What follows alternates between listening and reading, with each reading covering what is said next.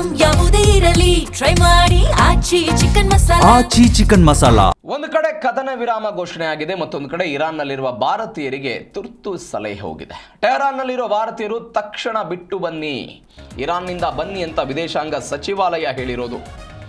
ಇರಾನನ್ನು ಬಿಟ್ಟು ಭಾರತಕ್ಕೆ ಬನ್ನಿ ಅಂತ ಇದೀಗ ಒಂದು ತುರ್ತು ಸಂದೇಶ ಹೋಗಿದೆ. ಇರಾನ್ನ ಉದ್ವಿಗ್ನ ಪರಿಸ್ಥಿತಿ, ಇವೆಲ್ಲದರ ನಡುವೆಯೂ ಕೂಡ ಒಂದಿಷ್ಟು ಜನರನ್ನು ಕರೆಸಿಕೊಳ್ಳುವುದರಲ್ಲಿ ಭಾರತ ಸರ್ಕಾರ ಸಫಲ ಆಗಿತ್ತು ಈ ಹಿಂದೆ. ಇದೀಗ ರಾಯಭಾರ ಸೂಚಿಸಿದ ಮಾರ್ಗದಲ್ಲಿ ಜನರು ಸಾಗಬೇಕು, ಅಂತಾರಾಷ್ಟ್ರೀಯ ಗಡಿಗಳತ್ತ ಭಾರತೀಯರು ತೆರಳಬೇಡಿ ಅಂತ ವಿದೇಶಾಂಗ ಸಚಿವಾಲಯ ಕೆಲವೊಂದಿಷ್ಟು ಸೂಚನೆಗಳನ್ನು ಕೊಟ್ಟಿದೆ, ಒಂದು ತುರ್ತಾದ ಸಲಹೆಗಳನ್ನು ಕೊಟ್ಟಿದೆ. ಯುದ್ಧ ಶುರುವಾದ ನಂತರ ಆದಂತಹ ಬೆಳವಣಿಗೆಗಳನ್ನು ನಾವು ಗಮನಿಸಿದ್ದೀವಿ.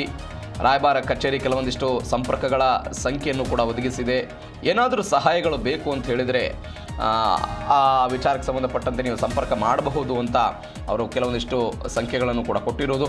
ಮತ್ತೊಂದು ಕಡೆ ಸುರಕ್ಷಿತ ಸ್ಥಳಗಳಲ್ಲಿ ಇರಬೇಕು, ಸಾಧ್ಯ ಆದರೆ ವಾಣಿಜ್ಯ ವಿಮಾನಗಳ ಮುಖಾಂತರ ನೀವು ತಕ್ಷಣವೇ ದೇಶವನ್ನು ತೊರಿಬೇಕು ಅನ್ನುವಂಥದ್ದನ್ನು ಕೂಡ ಹೇಳಿದ್ದಾರೆ. ಇದರ ಜೊತೆಗೆ ಜನಸಂದಣಿ ಇರುವಂತಹ ಪ್ರದೇಶ, ಪ್ರತಿಭಟನೆಗಳು ನಡೆಯುವಂತಹ ಈ ಜಾಗಗಳೇನಿರುತ್ತೆ ಇವೆಲ್ಲದರಿಂದಲೂ ಕೂಡ ಕಡ್ಡಾಯವಾಗಿ ನೀವು ದೂರ ಇರಬೇಕು ಅನ್ನುವಂಥದ್ದನ್ನು ಕೂಡ ಕೊಟ್ಟಿದ್ದಾರೆ. ಇದರ ಜೊತೆಗೆ ಯಾರ್ಯಾರು ಇರಾನ್ನಲ್ಲಿದ್ದಾರೆ ಅವರೆಲ್ಲರೂ ಕೂಡ ಭಾರತೀಯ ರಾಯಭಾರ ಕಚೇರಿಗಳಲ್ಲಿ ನಿಮ್ಮ ಹೆಸರುಗಳನ್ನು ನೋಂದಾವಣಿ ಮಾಡಿಕೊಳ್ಬೇಕು ಅನ್ನುವಂತಹ ಸಲಹೆಯನ್ನು ಕೂಡ ಕೊಟ್ಟಿದ್ದಾರೆ.